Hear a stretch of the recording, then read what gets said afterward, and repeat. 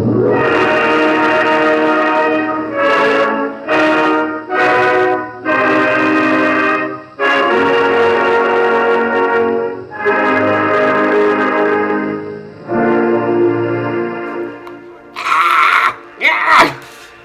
Fido!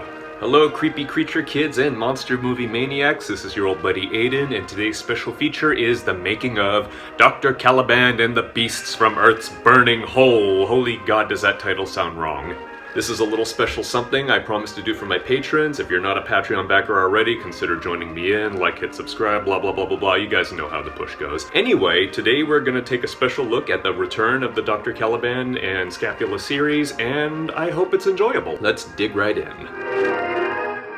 Where we had left off with the Scapula series was Scapula, the greatest freak show of all. More or less the big finale. I had sort of made the promise to myself that I would just return to it from time to time whenever I had an idea that really inspired me. And my Patreon backers know that the series kinda sort of has continued with the special postcard paintings that I do once or twice a year just for patrons. Of course, now we're doing the first new story in Scapula continuity since 2022, even though we're not seeing Scapula himself, or even indeed a lot of the cast. It's just limited to one character. Why? Because the time will come when I want to return to Scapula, the Sinister Monsters, and any of those other guys. But for now, I just had something to say about this one particular awful, annoying character.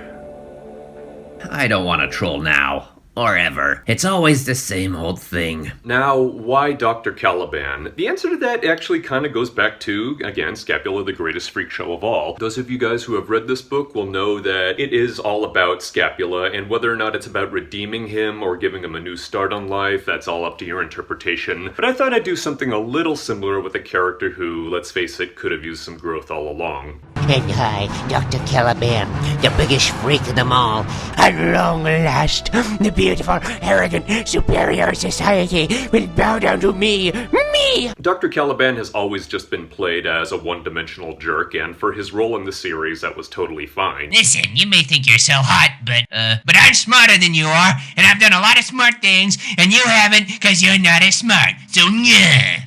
An annoying little antagonist to get his butt kicked, and that's what Scapula himself was for a long time, and that's what Dr. Caliban has always been. Oh yeah, we forgot to kick your ass.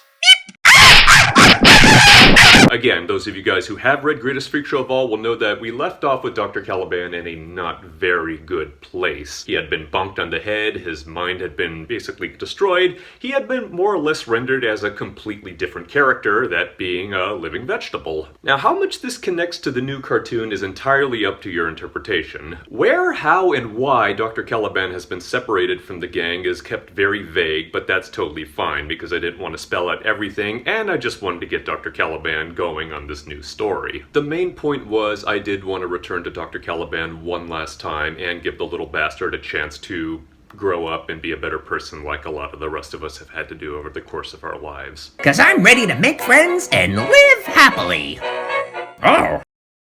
Now the setting. The idea to return to Dr. Caliban came before the idea of what sort of setting to place this story in. There were a few ideas I had bounced around. One of them was a story called House of Dr. Caliban, which is kind of a callback to House of Frankenstein, House of Dracula, and of course my own version, House of Scapula. The plot of this one would have actually been a little similar to the Hammer film Frankenstein and the Monster from Hell. I had been wanting to use an old-time Bedlam insane asylum setting in the Scapula series for a long time. It just never came to pass. And in the end, it didn't come to pass this time because no matter how much I tried to just get Dr. Caliban in there as sort of either an inmate or the head of the asylum, I don't know, it just never really played out and it never really worked up any sympathy for the character. Now, why have sympathy for the character at all? There are a lot of stereotypes in entertainment and media that do really bug me a lot. Dr. Caliban, unfortunately, is also a stereotype too, and that is a stereotype that has shown up a lot in animation in particular, which is the pissed off little power-hungry bastard. You bastards have pissed me off for the last time! This character trope shows up a lot in animated movies, and it bugged me a lot when I realized, yeah, I had done it too. When the insane asylum setting had had been abandoned, and I had gone back to the fantasy sci-fi tropes that had been in the very first episode of the Dr. Caliban semi-animated series. The Lost World, the Dinosaur Island, fun setting of a lot of my favorite old monster movies. This one is very similar to that, which is of course the world underneath the Earth's crust, which has been explored since practically the beginning of science fiction and has continued with a lot of great movies, comic books, and even to modern day fiction. Oh, these are the people who make that nice Mexican sauce. This of course tied neatly back to another group of characters who you would not have thought deserved any sympathy when we first introduced them, but that of course would all change. Those of course are the mole trolls. We wage a war against the surface world, using a device that will seal mankind's downfall. The Internet! Now, do the mole trolls deserve sympathy? Maybe not the last time we saw them, but again, that was also true of Dr. Caliban. And that's how you troll. Now, the mole trolls, what I wanted to show here was, yes, they could be nasty little characters too, but under the bad influence of others, and of course, when they're being bullied around themselves, what do you expect? Barbarians kick our asses every day, twice on Saturdays. They took out my eye! They cut off my arm! They pulled off Ronald's head. Ronald doesn't talk much. The way to redeem them, or the way to give them a new start? Well, maybe just with some better leadership and maybe with a little bit of sympathy, which of course Dr. Caliban is there to provide for them, kind of sort of in his own way. The New Monsters. Now, unfortunately, the cartoon itself was a short one, and we didn't really get a ton of time to spend with Dr. Caliban's new gang. But what the heck, they're still fun. They were fun to design, they were fun to animate, and I had a blast with them. And even if we do have to sort of introduce them very quickly in the music montage, what the heck. Our new crew of creatures also have a lot of inspiration from great sources. The Bat character Diabolic's design owes a lot to the work of Guar, and the Slave Pit artist was sort of the disgusting demon barbarian. Pongulus is sort of a callback to a lot of kaiju, and Slobulog is of course the great old Lovecraft trope of the octopoid monster. Son of Molmastodon, we had to get Molmastodon back in here somehow, even though the previous one died, is that part of that wonderful old trope that a lot of monster movie fans either love or hate, that is the offspring of a famous monster. Son of Kong, son of Godzilla, they all exist, and this was kind of a silly throwback to those, with a much, much darker turn.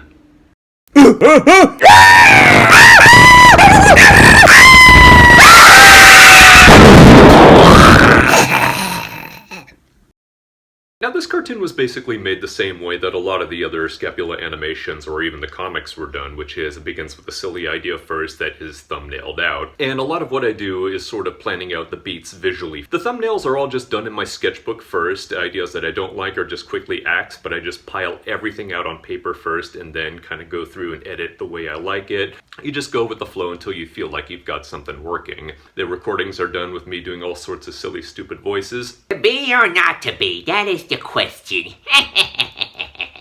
Once the thumbnails and the audio track is done, I jump right into a program called Toon Boom Storyboard Pro, which is what I used for all of my storyboard gigs back in the day. A rough pass is drawn, then I go back over, do the very basic animations, clean up the artwork to my liking, sort of the halfway point between a storyboard animatic and a motion comic. After that, the editing is all done in Adobe Premiere, where I cut stuff out, improve the pacing, add in a lot of screaming sound effects, and after that, it's a cartoon. Have we seen the last of Dr. Caliban? But if we never see the little bastard, well, at least he had a good finale. Alright, thank you for watching. For my patrons, if you have any other questions or comments, please feel free to let me know over on the Scapula Comics Patreon page. For the rest of you guys, dig through the YouTube archives, or you can help support by buying the Scapula book series. Thank you very much, guys. Catch you next time. Bye-bye.